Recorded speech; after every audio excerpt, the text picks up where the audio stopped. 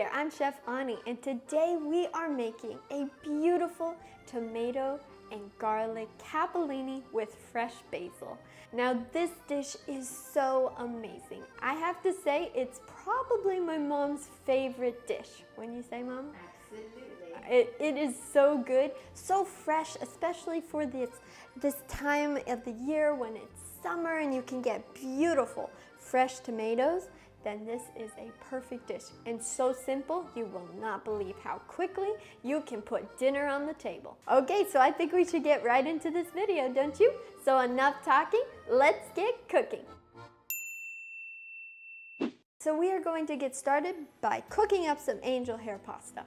Now, angel hair pasta is a real favorite in this house because we just love how thin it is, you know, like it's thin and delicate. I think it shows off the sauce really well because it's so thin. It's not like taking up more of the stage than the sauce, you know what I mean? It's not overpowering the sauce. Now, angel hair and capellini pasta are very similar in thickness. Now, if you would like to add more fiber in this meal, feel free to use whole wheat pasta, or if you are gluten-free and you'd like a gluten-free option, just use gluten-free pasta. And you want to salt the water. I had a teacher in culinary school who said that the water, when you cook pasta, should taste like the ocean. And he would go around and he'd stick his finger in the water and he'd taste it and he'd say, that doesn't taste like the ocean. And then he'd just like dump the salt in. So anyway, but if you're against using salt, that's fine. Just make your ocean less salty. Yep, that's the ocean. Very good. Now that we have achieved the ocean, we're just going to bring our water up to a boil and cook our pasta. And you don't want to overcook the pasta. Follow the directions on the box. This one says 2 minutes for angel hair pasta because it's just so thin, it doesn't need a lot of cook time. I wonder who named it. So this looks like angel hair. I mean, don't you think angels would have very full and voluptuous hair? And not super thin? What are you Googling? If angels have super thin hair? Well, how would Google know that? All right, and set the timer. Hey Siri, set the timer for 2 minutes.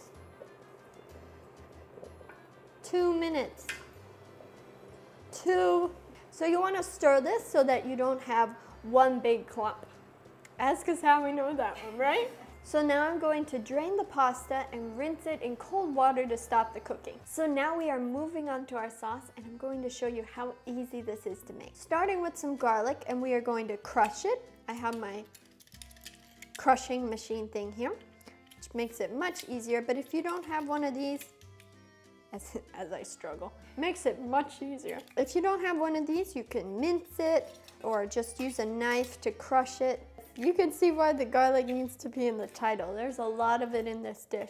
But it's not like you taste this dish and immediately think garlic. It blends so beautifully with the tomato.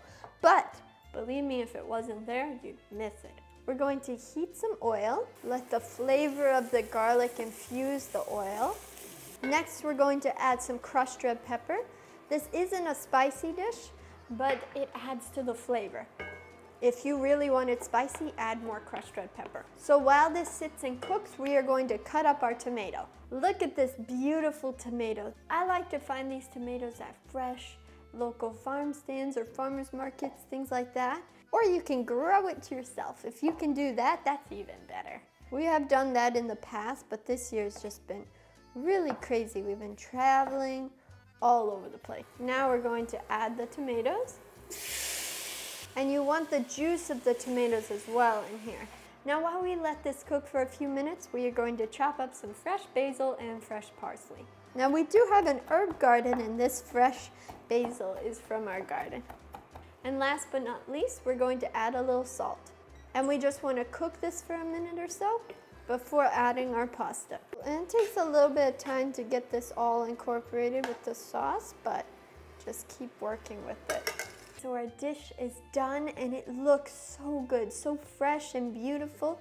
I can't wait to eat it. It's lunchtime around here and I'm hungry. Aren't you hungry, Mom? I am. Isn't that good, Mom?